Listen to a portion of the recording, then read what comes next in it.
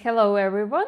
I'm SK Nelly. I'm the host of Change Your Love Life Summit, where world's leading love experts will show you how to completely transform your love life. And I have the honor to announce our special guest today. His name is Bryan Reeves.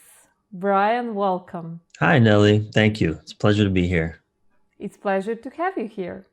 So before we start with our topic today, I would like to say a few words about Bryan's biography, which is pretty amazing. So, a former U.S. Air Force captain turned author, coach, speaker, Bryan Reeves has triumphed through multiple dark nights of the soul after hurling himself into the transformational fires of intimate relationship over and over again. With a master's degree in human relation, Bryan now coaches men, women, and couples in creating thriving lives and relationships. He is the author of the viral blog Choose Her Every Day or Leave Her, and 2 books, including his latest, Tell the Truth, Let the Peace Fall Where It May. Wow. So I think this is going to be a very interesting conversation because our topic today is setting the boundaries and understanding your partner. And also we are going to talk about what should a woman do when a guy pulls away or how to get him back. The question that everyone wants to know. Like, Bryan, I can't wait for us to start. Juicy. Yeah, juicy. Like, that's the right word. But before we dive into it, I would like to hear something about your background story. I already said something from your biography, but what can you tell our audience about yourself, how you became the love coach, and what led you to this decision and to this career? Well, I wouldn't say it was a decision so much as, I'm a 45 years exquisitely aged man. And I didn't decide to be a relationship coach or blogger. I sucked at relationships for 20 plus years. I was in the, I was in the military. I went to an aviation university as a young man, where there were 5 men for every woman. Then I went into the military, which was a very clearly masculine dominant and even shadow masculine dominant world. And I got out of the military. I was 26 years old. So I'm a young, healthy, alive man. And yet I felt so dead inside, and I had no idea how to love a woman. And for the next, 10, 15 years, as I tried to do relationship with women, I just made mess after mess after mess. And despite having great intentions, and also, I have 3 sisters, I have 2 moms, a mother and a stepmother, who I admired and looked up to. I love my sisters. And so I knew how to be comfortable. I was very comfortable with women, but I did not know how to be intimate with a woman. And I think a lot of men struggle from the just, we have no idea what a woman wants from us.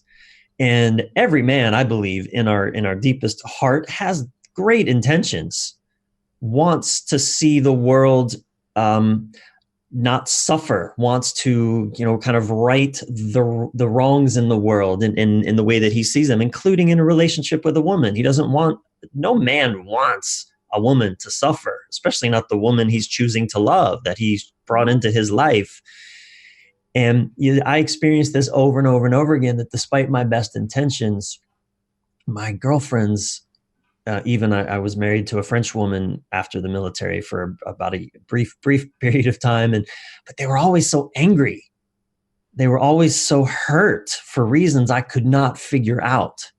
And it was this going through this for 20 years, from my teens to my mid 30s.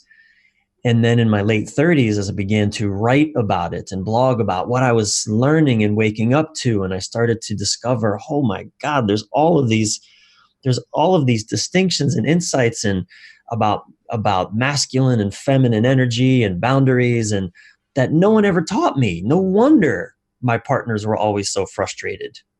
No wonder I was always so frustrated, despite our best intentions. I don't believe two people go into a relationship thinking, I can't wait to screw up this person's life. I don't think anyone goes in a relationship really thinking that. I mean, maybe a couple people do, but not the people I work with. That's some kind of diagnosis then. Exactly. That's a mental illness. Yeah. But I think for the most part, people, we go into a relationship with great intentions. Even strong, successful, independent men and women who can stand on their own in the world go into a relationship, and then just within a few months, often, if not immediately, but within a few months, certainly within a year or two, reality starts to hit, and all our old wounds and tragedies and insecurities, and we lose ourselves, and we don't know what the heck's going on. So that was my experience for a long time, and I've been doing this work now for the last 8 or 9 years, because I did relationships so poorly for so long. Amazing. Like you were quite vulnerable, like sharing this with the audience. And I think it's important that women, I mean, our audience are mostly women, that women listening are aware that we all had our situations where we just wanted to save our own problems first, and then that led us to becoming love coaches. And like, you are really an expert when it comes to understanding men, understanding women, and those, like, I love how you made this introduction, because I was just about to ask you, like, I mean, understanding your partner is so important when it comes to relationships. So which are the most common things, according to you, when it comes to misunderstandings between partners?